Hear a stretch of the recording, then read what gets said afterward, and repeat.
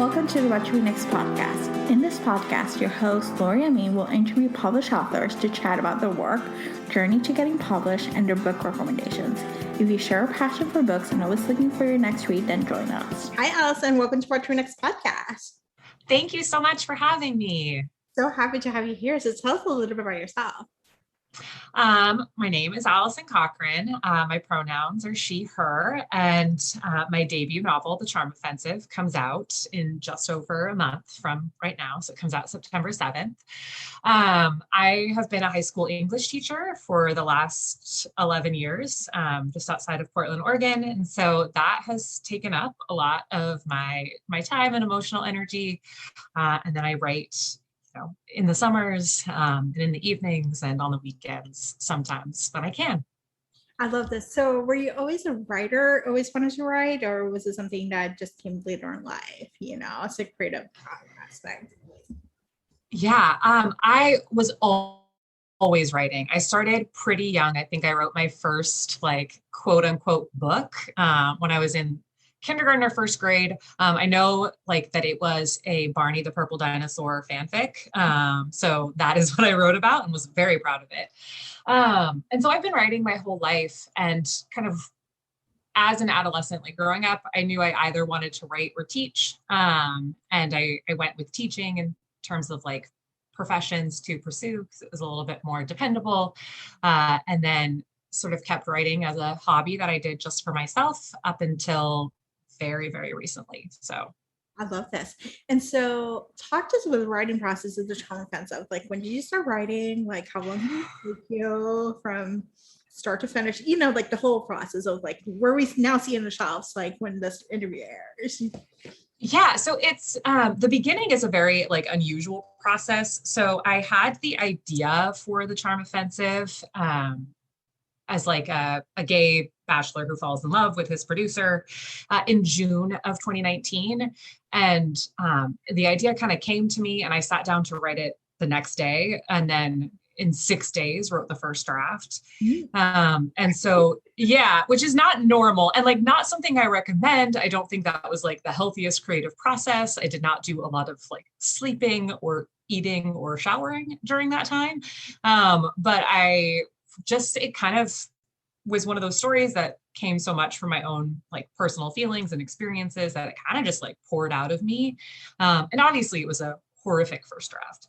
And then I spent the rest of the summer revising it, and then started the process of querying agents in September of 2019. And then signed with my agent in November. And we had to do some pretty intense revisions. So we did that for about 4 months, and then went on submission, I think late March of 2020. So right after pandemic shut down, started doing the submission process, trying to find a publisher. And then I ended up signing, getting the deal with my publisher at Atria in early June of 2020. So yeah.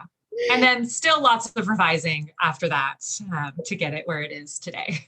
Yes. And I love the final product. So thank you. A great job. So let's chat about The Charm Offensive. What is the elevator pitch?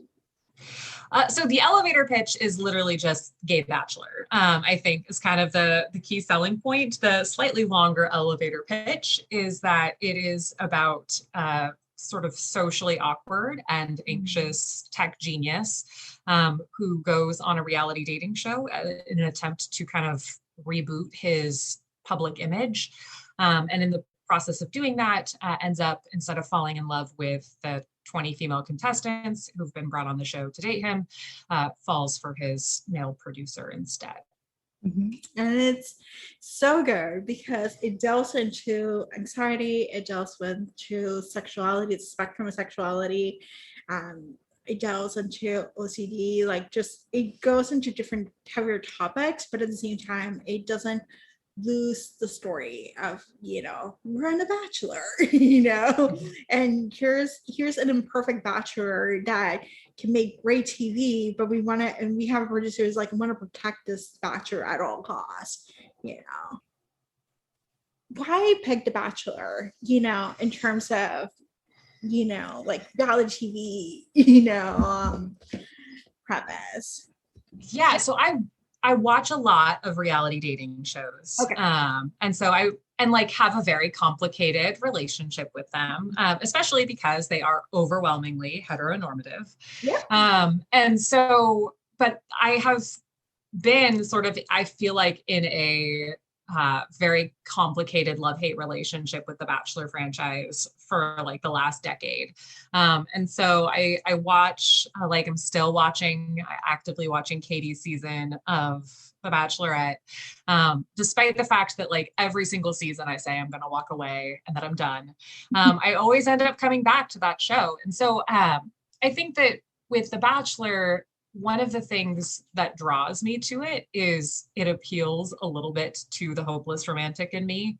I mean, I love all reality dating shows, but a lot of them, like, no part of you believes that the people are there for love, right? Like, I'm trying to watch season 2 of Too Hot to Handle right now, right? And no part of me thinks that one of those people is going to walk out with their soulmate. Like, that is just not going to happen. Like, right, so you don't really buy into that sort of illusion that of that fairy tale love. And I think The Bachelor, even though the contestants are there to get Instagram followers, right, or launch their modeling career or their acting career, that, but the show does such a good job trying to trick you into thinking that it's like real love by the end. And I just find that there's something really appealing about that, that despite my cynicism and like, despite my logic, I still kind of by the end get a little bit tricked into thinking like, but this could be the rare moment where the couple stays together, right? Because they do have couples who are success stories. I watched like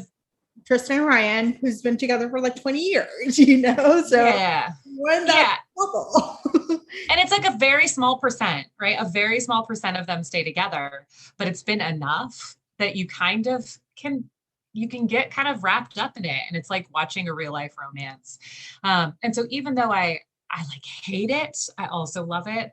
And I think that was why it's more the kind of format of the fake reality dating show more mirrors the format of a show like The Bachelor, where there's a little bit of belief. Like there's a little bit of, you could be one of those people who finds love. Mm-hmm. Yeah, I have to say, I have a love-hate relationship with The Bachelor. I think I watched Colton seasons and probably The Bachelor afterwards, but I stopped watching it. I was like, okay, like I think for me, the fandom is so toxic. Like it's just like your space that, either you love it and you're all over the place, or you hate it and you're all over the place. And so I ended up, like, I think this summer I discovered that I love the ones who are F-boys, the ones who are not there for the right reasons. Too Hot to Handle is one example. Love Island, like those who are like, they're just like horny and they're just like getting it on, and they're like, it's not going to be end up, they're not going to get married, or there's no like expectation. And I think maybe that's like, because I'm like looking at them like, it's just a happy for now, not a happy ever after. Yes. The Bachelor is telling you the HEA, like it's a romance novel. It's a happily ever after, Exactly. Yeah, and the fandom is super toxic. And I think a lot of that stems from like the toxicity we see on the show itself, right? And especially around, well, obviously, we saw a lot kind of in the news with Matt's season, the racism and the lack of inclusivity that the show has perpetuated for like 20 years. But I think also too, like, we see a lot of toxic masculinity that plays out, and then that's mirrored in the fandom, and a lot of internalized misogyny about how women treat each other. And so I think it also, there's that desire to like take this thing that I love and hate and maybe make it a little bit less awful. Yes, I think you did a good job, because I was like, it's a show that I will watch. And even that is still brought its own issues when, the whole coming out process, and how the producer was like, oh no, we can't, controlling the narrative, and then realizing like that's not okay. And, being able to see a change. Like, I think that's like a possibility of seeing a change of, that it can be different, but we still see the producers trying to manage the narrative. So what kind of books do you read? Do you read romance? Do you read any other genres? Like, what's your go-to? Romance has been my go-to for the last couple of years, especially, which is part of why, like this, I wrote a romance novel. I love the romance genre. And I especially love the like kind of growing number of mainstream, traditionally published queer romances that are out there. So I read a lot of queer romance. I also read a lot of queer young adult books because young adult is a genre that has more so than romance in kind of the mainstream, really has a lot of like diverse stories within the LGBTQIA plus community. So I read a lot of those as well. And I think that, a lot of times they deal with sort of finding yourself, finding your sexuality, and kind of the ways in which those two things work together. And I definitely think that influenced the way that I wrote The Charm Offensive. Yeah, I think it was a bit of coming of age of literal life, which I appreciate because I'm like, I didn't come of age in my teenage years. Like, reality was like, it was a later in life process. It was in my 20s when I realized certain things. And even in my 40s, I'm turning 40 tomorrow, I realized that I'm still coming to terms with like my sexuality, my like what I see myself in my views and all the different things. Like, it doesn't have to be, it doesn't get to be attached to, you just need to figure out by 18, or 20, and I think that I appreciate seeing, queer romances coming up, with older characters, because we see it a lot in YA books.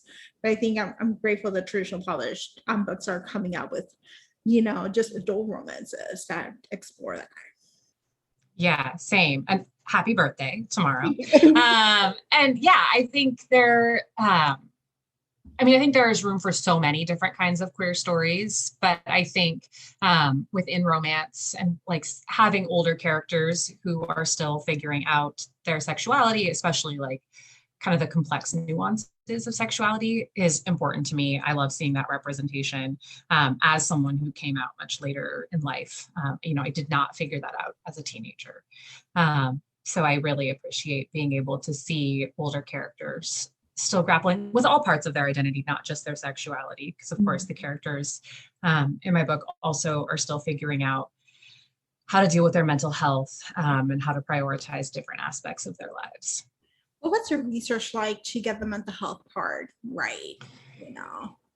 A lot of a lot of the mental health storylines, I just was writing from my own experiences. And so as much as possible with both of the characters, I tried to focus on my own lived experiences and what I have been through. And then, of course, like talk to other people as well about their experiences, and had people with different mental health diagnoses and mental illness read the book. But yeah, a lot of their experiences were just pulling from my own. Yeah, I really appreciate the anxiety representation and the depression, because I think sometimes we gloss it over. We're like, oh, I'm so depressed. And it's like, no, there's symptoms, and there's things that happen, when you're depressed, that you can't gloss it over. Like, just like, oh, I'm so depressed. Like, and I appreciate that, we were able to see a character arc of going through it, and then still and overcoming and going through recovery and trying to figure out how to manage your mental health. Yeah, and it's hard because, within romantic comedies, we expect a certain amount of resolution, right? They have to have this happy ending. And so in choosing to have the characters like struggling with their mental health, I think it was hard because I didn't want to give the image that their mental health was resolved at the end, right? That I am able to talk about my anxiety and depression a lot more. And, I am in treatment for that and take medication for it, but that doesn't mean it's like resolved in my life. And so just making sure that trying to honor that for a lot of people, that's a lifelong process. And that doesn't mean it's always horrible, right? But that it isn't something that is miraculously cured after 3 sessions of therapy. And I think sometimes it can feel that way when we see mental health portrayed, that it can be just such a blip. Mhm. Yeah, I think it's like the identification. I feel like sometimes they assume I struggle with mental health, I struggle with anxiety. Anxiety is like the one pervasive, diagnosis. I have all the other diagnoses, and I've dealt with recovery, and I've seen the process of it. And so for me, I appreciate seeing other characters struggling with it and learning how to cope with it and learning to live with it, because it's just not going to go away. Like your thought process is, you still may have catastrophic thinking, you may have rumination, you may have a panic attack, you may feel social anxiety, and like it's nice to know like you're not alone. I think that's like what it feels validating as someone who struggles with it. Is like I'm not alone, I'm seeing somebody else struggle with it, and being able to fall in love, like, because I think sometimes you just think about like you're struggling with anxiety, struggling with depression, you're not good enough, you have all this thought process, and therefore you're gonna be dying alone for the rest of your life. And it's nice to know like that's, romance novels can teach you that there's a possibility out there, and you can have a healthy relationship, at some point too.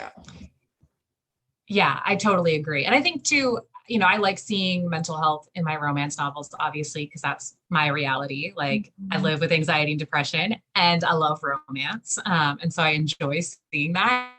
And I think it's hard. There's that feeling and that kind of notion that you have to be like 100% perfect in order to be like, just to be the best, all the work. No, I really important too, that we all deserve love. Yes. Yeah. We all deserve love. So, okay. So, what have been a couple books you have read this past year or last year that you recommend? Oh my gosh, so many. I think maybe my favorite book so far of 2021 is The Guncle by Stephen Rowley. I loved that book. I loved that I was crying and laughing like at the same time in multiple scenes. And that's not a romance, but it is just a wonderful book. So that's one of my favorites. I think one of my favorite romances I've read this year isn't out yet. It's Weather Girl by Rachel Lynn Solomon. It's coming out in January. And it's another romance that also has a lot of mental health representation. And I think just like talks about depression in really authentic and genuine ways. Yeah. And so that is one, if you like mental health rep in your romance, I highly, highly recommend it. Yeah. Adding that book to my TBR. I know I'm like a huge fan of Rachel Lynn Solomon's book, so I'm like, this is just like an added bonus, that is Yeah. good mental health rep, So tell us where we can find you online.